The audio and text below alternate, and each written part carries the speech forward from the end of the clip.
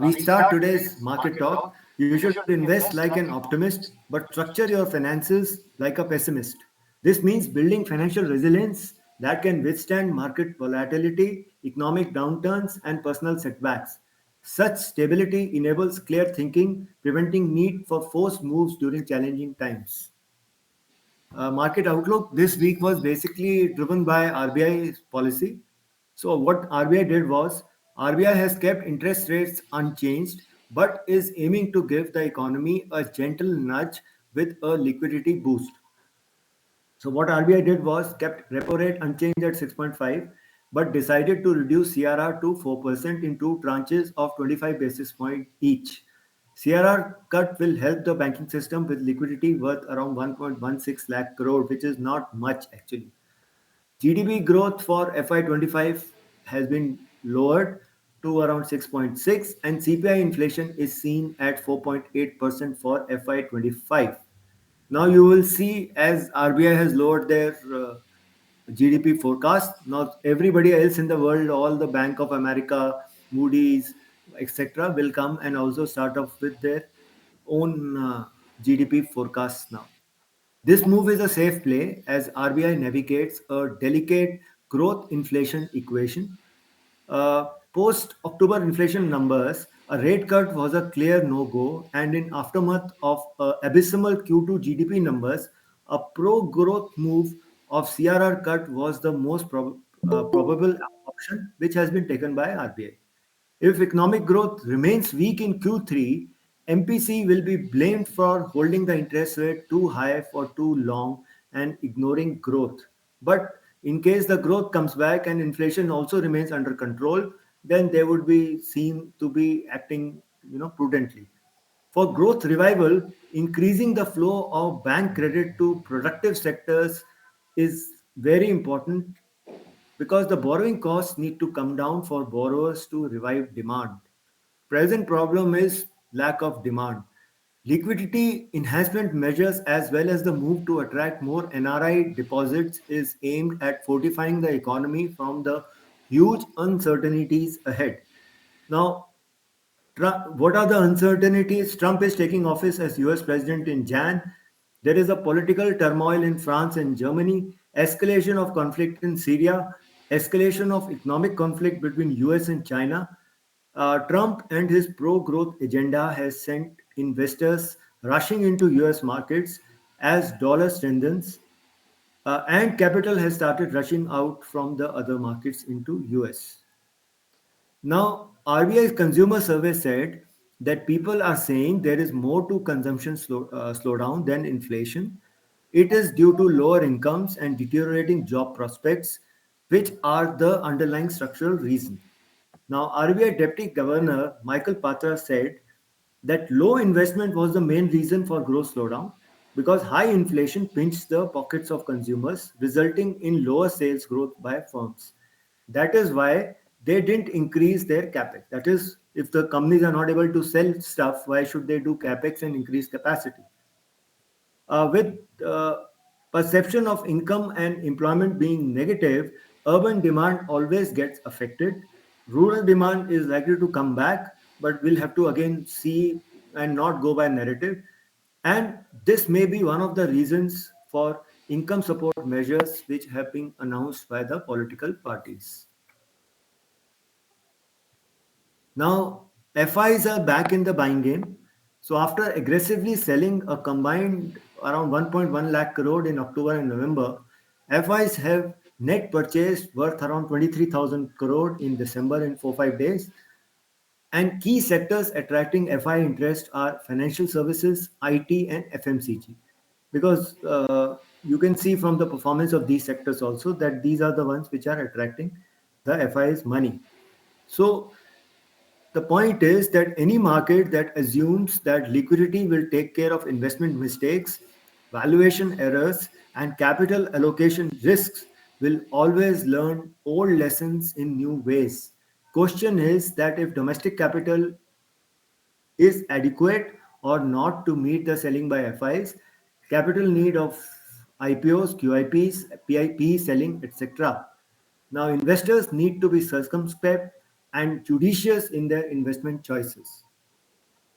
Now, coming to US markets, now if you see here, US indices made a fresh high, propelled by strengthened expectations of another interest rate cut by Fed in December, and Bitcoin went past $100,000 level, which was where it went once, then corrected, and then it recouped back that level. The reason for the chair is that US non-farm payroll for November bounced back with an addition of uh, 2 to 7,000 jobs, that is roughly around 2,27,000 jobs above consensus estimates. Labor markets are resilient and it sets up Fed for another rate cut. So if you see here, after rising, the bond yields have again started declining and now they are pricing in another rate cut. So despite a 50 basis point rate cut by the Fed, the bond yields were rising, but now they have started declining because of the economic data is considered to be a pro rate cut, and the GDP growth and the labor markets are strong. Dollar index, which was rising, had reverted and it had a positive week around 0.18%. But it can always go back up only, or we'll have to see if it comes down, then it will take support at this declining trend line. Brent crude is again stuck at that long term support at around $70. It's not rising or going up. Gold, it had a rally and now it started coming down, but it may bounce back if there are rate cuts and other issues. So it may bounce back, but in my opinion, this money is now moving into cryptos. Copper also, based on some China's possible stimulus, etc., rose back, but it is looking weak below 50 and 20 moving averages. Bitcoin bounced back. So this week it went up and touched that $100,000 level. So it made a nice rounding bottom, and now it made a small dip, took support at the 50 EMA, and now it has gone up. So it continues to draw capital. Nasdaq was up 3.31%, made a fresh high, and it's trending upwards. Similar with Dow, it was down a bit because of some corporate results, but still the trend is higher and it continues to go up. Now, coming to our markets, firstly, after all the action, India VIX declined. Now it has come down to 14 level last week. So it was slightly volatile, but still it is now coming down. And now I think most of the event risks are over.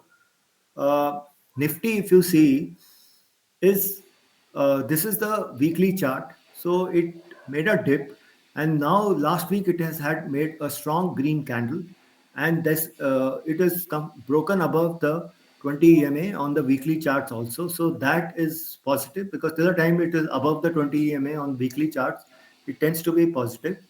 Now, if you see the daily charts, you see it had fallen roughly around 3,000 points from the top of around 26,300 to a base of 23,300, 3,000 points. It has reversed roughly 1,500 points, that is 50%. So this 50% retracement is done. It can go up to 25,200, which is 61% retracement. Once it takes out the 61% retracement, then it can attempt a fresh, again go back to that high and test that. Otherwise, this should be the resistance. Now support should come at this level, where it took support at around 24,350 odd levels, where it took some time to cross, and that should be one support. And if that breaks, then this 23,900, this gap at which it had bounced back from, uh, was the support from where the rally started. So then that is the next support. So watch out for 25,200, the level of 24,350 or 400, this level from where it took support, made a top for some time and then bounced from there. And if it breaks this level also, then 23,900. So these are the levels. to look at. And then comes the 200-day moving average, 200 day, yeah, 200-day moving average, which provided the support.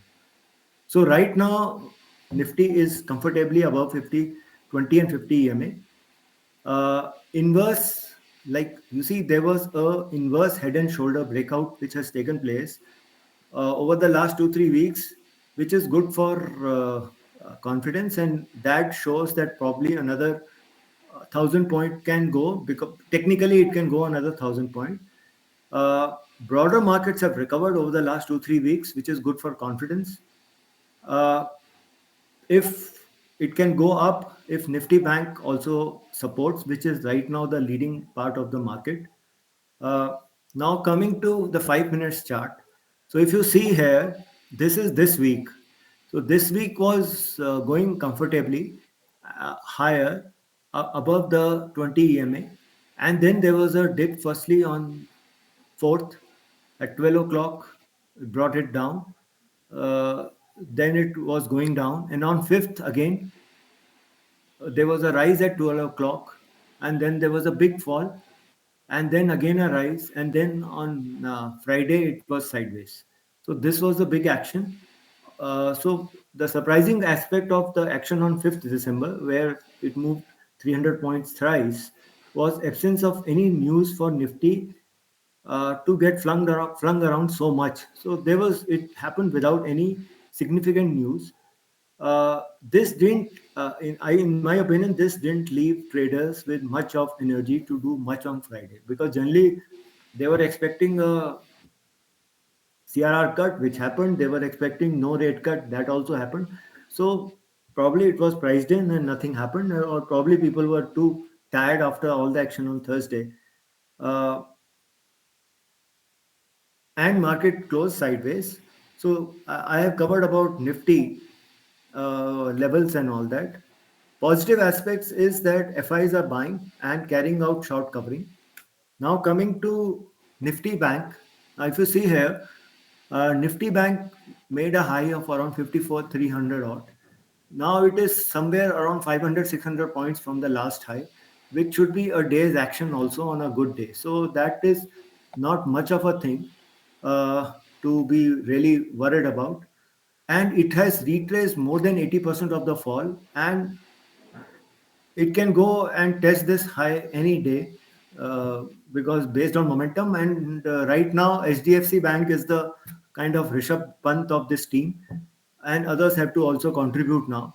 So once they start moving, that is ICICI Bank, Kotak, Axis and SBI, they start moving, then it can go up and take the Nifty higher. Now here there is a gap here, right? So this gap of 51,750 odd levels will decide the trend in the short term. So if tries to cover this gap, then it will go lower and then take support and go higher, or it can just keep going up. So we'll have to see. See, this is a daily chart. So if you see here, this is where the gap is. So this gap, it can come down, try to try to cover this gap, or keep going up. So, but till the time it is above these 20 and 50-day moving averages, it is strong. And if you see here, the 20-day moving average is cutting from lower levels higher, so which shows strength, and all the moving averages are also trending upwards.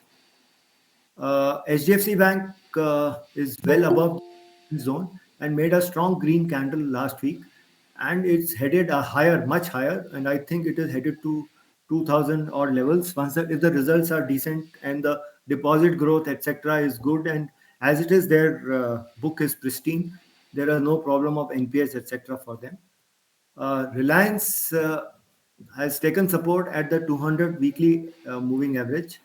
It is now somewhere testing that 20 EMA, etc. levels. So once it goes above this, then only there would be some kind of momentum if it trades above these moving averages. Right now, the moving averages are trending lower, so they have to trend higher for some bounce to come and some retracement to take place. And now, if you see, this is where the strength is. Midcap index, it is performing well, and after the base it formed, which was miraculously the high of the election day. which I don't know why, but still, it that was the base, and from there it has constantly risen and nearly done more than 61% retracement. The stronger index is the small cap index, which has nearly bounced now 80-90% of the fall. And now next week, if it continues with this momentum, it should make a fresh high. So the broader markets are performing well, and portfolios should be doing well. Now I'll cover three stocks today. First is Bharat Dynamics. Supply chain issues pertaining to certain electronic components have hampered its performance over the past 8 quarters. However, these issues are gradually receding and it is prioritizing delivery of orders where supply chain is functioning normally.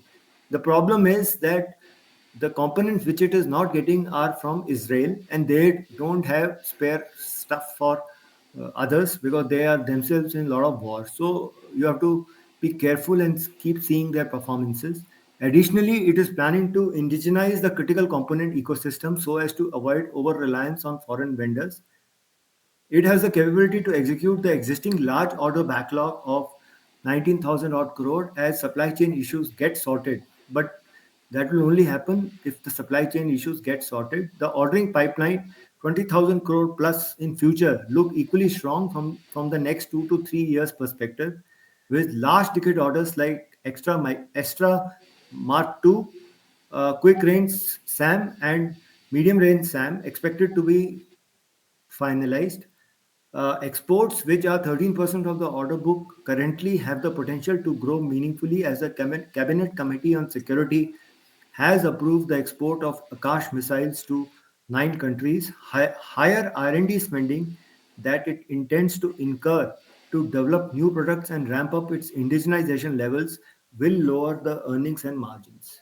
So now if you see here their quarterly performance, it dipped 11% year on year revenues and 19% for the first half of the year. First quarter was really bad, so that this quarter was better. But if you see quarterly earnings year on year, it is still not good. And for first half of the year is also 20% below last year. Now you remember this 735, 736 crores it has done in total revenues. EBITDA declined 26% and 54% for the half year. EBITDA margins have also come down. Profit before tax is also lower, and EPS is now also come down around 16.7%. And for full year, it half year, sorry, it has come down around 30%. So last year it was around first half it was around 10. This year it is just 7.1. Execution is impacted by supply chain issues. So if you see every quarter the execution is bad. Profit uh, EBITDA, which is also lower, impacted by weaker than estimated execution. EBITDA margins are declined due to under absorption of cost, etc. So the costs are going up, and and the revenues are not going up, so there is no operating leverage. PAT declined 17% year on year. So profit after tax is also lower. So all these constraints. Now, if you see here, constantly the profit is declining. Now, as I showed you, they have done around 750, 760 crores of revenue in the first half of the year. So, in my opinion, doing 3,100 crore of revenue in FY25 looks slightly doubtful, but generally, the maximum bookings are done in the second half of the year. So, we'll have to see. But the future projections are very not conservative but optimistic, and it is expected that they will double their revenues over FY27. So one has to see this because these are getting priced in. uh, they are just expected to do around 16, 17 rupees in FY25 and around 30, 33 in FY27 and 23. So if you take a mean of around 27, 28, uh, even if you take around 30, it should not trade above 40 times FY26 or FY27 earnings. So 40 times, it's already there at 1200. The revenue is expected to go up, which we have to see because it is declining over the last 2 years. And EPS is also expected to go up. ROE is expected to improve and EBITDA margins are expected to improve. Right now, they are going down. So one has to see this. Uh, so Bharat Dynamics, it made a high of around 1800 in month of July, and after that on very high volumes. This is also because that time defense funds were launched, and generally when theme-based funds are launched, that is generally the peak of that sector. So just keep that in mind. After it declined because of poor performance, made a low of around 900, so nearly halved, and now it is rising. In my opinion, this should be only bought at major dips somewhere closer to 1000 or 900 levels, because most of the news etc is in the price. In case their performance improves, then it may go higher, but in case this quarter results are bad and the guidance is not good, it will come back very quickly down. Next is Thermax. uh, Inquiry level from sectors like steel, chemical, biofuel, and F&B have been robust, which is expected to beef up the order book in FY25, and business outlook remains positive across core segments. Miss on the profitability front as industrial infrastructure division margins continue to disappoint. The segment has been at a break-even level on the profitability front in first half FY25, as first quarter FY25 witnessed provisions across projects in bio CNG, FGD, which is uh, flue gas desulfurization. Basically, it involves removing sulfur dioxide from emissions of a fossil fuel power plant, that is coal power plants. You remove from the emissions, you remove sulfur dioxide. So this again, this is having a problem. Uh, and sulfur recovery segment, leading to loss in first quarter FY25, while second quarter FY25 margins were depressed at 1.9% on account of execution of legacy and weak margin orders in FGD and sulfur recovery segment. Basic problem is that they have taken orders at lower costs or lower price, and right now their costs have risen, and because they're not able to do that orders at those margins, and because of that their profits are suffering. So if those orders finish, then only they would be becoming profitable, otherwise they have to provision for them. Now, one of their subsidiaries, TBWES, Thermax, Babcock, and Wilcox Energy Solutions, received two orders worth 1,030 crore from four CFBC boilers for setting up 2 into 300 megawatt energy project from a mining conglomerate in Botswana. Small boilers impacted due to slowdown in ethanol theme. So that again impacted. Chemical revenue affected primarily due to higher input and freight cost, as Europe is a major market. FEPL, First Energy Private Limited, is their renewable energy segment. It commissioned 2 megawatt solar project in Maharashtra, which is too small. Initiated phased commissioning of 39 megawatt wind project in Tamil Nadu, again very small. TOESL, Thermax On-Site Energy Solutions Limited, commissioned green steam plant for a European confectionery major and global food MNC, reducing 60,000 tons per year of emissions and building a 200 plus tons per day supply chains. They have done a partnership with Ceres Power Holding of UK for green hydrogen production with large-scale solid oxide electrolysis cells manufacturing in India. Refining order pipeline is developing well. Biomass is doing well and is expected to continue growing. So same problem, that narrative is good, but the performance is suffering because probably because most of the good news is in the price. So now if you see here, the revenues were up 10% year on year and 16% Q on Q. EBITDA was up 3.8% because the margins had declined. Uh, Last quarter, the margins were really bad, 6.5%. So this was slightly better. And net profit was up 24% year on year.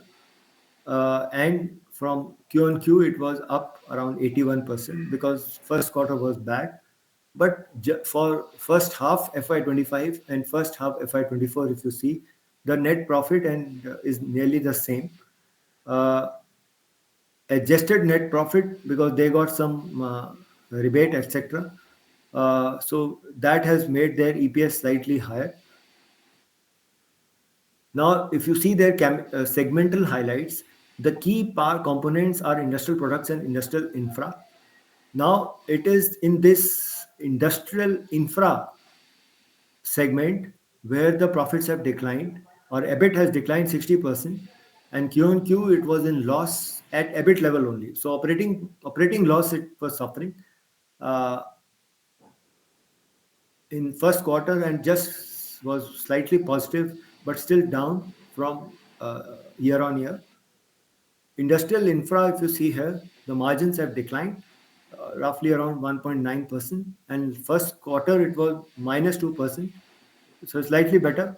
So because of this, the margins have declined, and now from around 7.8, it has come down to 6.3. So this is the problem, that one segment is not performing. Order inflow is up 70% year on year. Order backlog stands at around 116 billion, that is 11,600 crores, providing visibility of 1.2x its trailing 12 months revenue. Revenue improved by healthy revenue booking in industrial infrastructure segment. Margins stand at 8.3, lower than last year. So it should do this 10,400 odd crores in FY25 and achieve a EPS of around 54 or 50 to 54 this year. But subsequent years, one has to watch this, because it's too ambitious growth of around 20% plus year on year is penciled in, where it is just growing at just double digits now. So one has to watch this. And similarly, the PAT and etc. is expected to go up much higher, because right now, even reaching this 8.5 for EBITDA margins for uh, this year will be difficult, because it is at 6. So next quarter they have to do 10 plus. So subsequently reaching 10 plus margins is slightly uh, a challenge. So keeping a EPS of around 60 to 70 maximum for FY26 uh, at around 50 times or 60 times, around 4,000, this should be a fair value. So right now, in my opinion, this is fully valued, and it may keep going up because of narrative, etc. But one has to see the performance for Q3 and the guidance, etc., because uh, that kind of information is not available. So there is no momentum, etc., in this stock, and this stock is trading below the 50 and the 100-day moving averages. So not worth accumulating. Now, the last stock today is Kirloskar Pneumatic. Uh, its product range includes air compressors, air conditioning and refrigeration systems, process gas systems, vapor absorption systems, and industrial gearboxes. It serves a variety of sectors like oil, gas, steel, cement, food and beverage, railway, defense, and marine. It will be a key beneficiary of the massive ordering that is about to take place on account of CGD, City Gas Distribution Network layout, where it enjoys a 50% market share, basically compressors. So you have to compress something to store it. Strong capex to pick up in areas of CGD network layout, biogas plant installation, and hydrogen segment.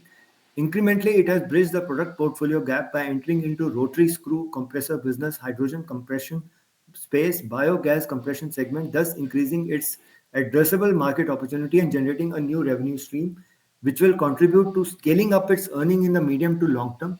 Compression segment contributes about 92% of the total revenue, predominantly serves petrochemical, oil and gas sector. It's a major player in CNG market. Manufacturing infrastructure can accommodate manufacturing of one CNG compressor per day. On an average, they have an output of 300 compressors annually. Crossed new order booking of 1,000 crore in H1 for the first time.